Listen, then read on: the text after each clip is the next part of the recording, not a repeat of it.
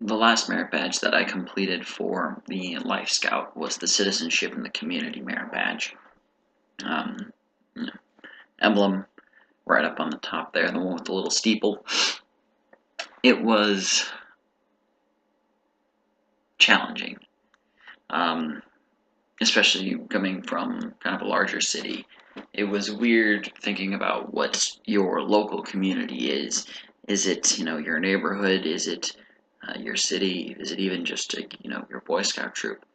I discussed that with my counselor, and ironically, the whole citizenship in the community was something I kind of got made fun of because of the citizenship badges, nation, world, and community. The citizenship in the community one is the most difficult to earn for several reasons. One, there's more requirements. Two, they're more involved because it's easier to be involved in your community.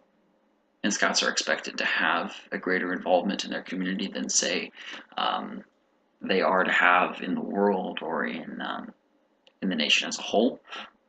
But also, it wasn't one that could be completed, in like a week or 2 weeks. It was kind of like, I believe it took about 3 to 4 months just to complete this one badge, and so you had to be in it for the long haul. And then there was also the factor that it was hard to find um, what we called a counselor.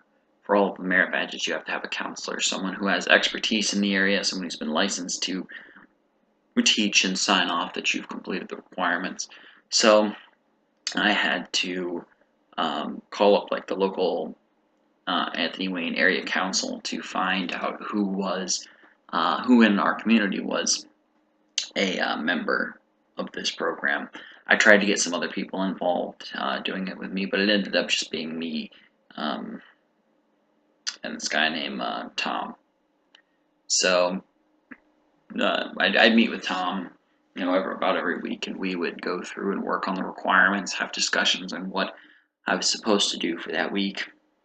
It was really interesting. I got kind of a lot more involved in service-oriented work, um, in from like an institutional perspective, rather than me just going and finding like a project that can be done, in a day, looking at institutions like the Red Cross and homeless shelters, as well as community food banks.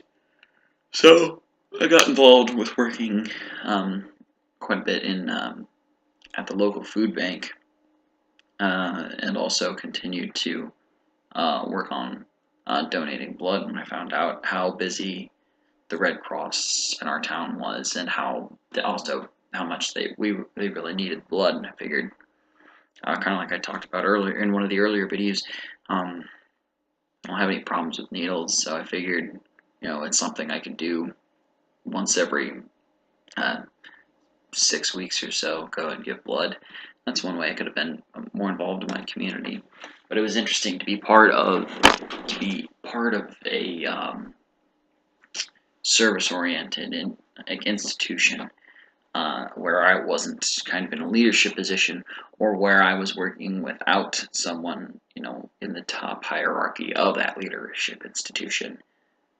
So it was really interesting to see how leadership kind of worked at different levels and works for when you're working in an institutional based when you're working from an institutional based service.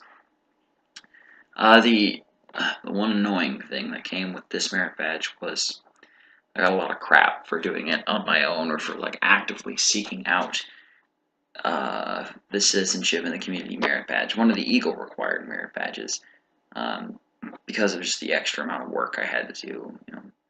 People were making fun of me for, I guess, my dedication, or my eagerness to advance and continue on forward. And that was always really annoying because I'd hear every day or all the time at the weekly meetings about it's ridiculous how I'm an idiot, how I'm just cheating uh, to get ahead. But I mean, I guess the irony is I'm writing about this is probably why I'm not writing about my specific troop as my community, seeing as when I did my citizenship in the community, I wasn't part of the community of really Troop 2. It was part of my local community. And looking back now, It doesn't seem like it was a very hostile environment. Doesn't seem like a very good community for me. But sticking it out in the long run, sticking it out in the long run was worth it, and learning all the skills and getting to experience everything I got to along the way. Uh, I there were bad times, but I wouldn't trade it for the world.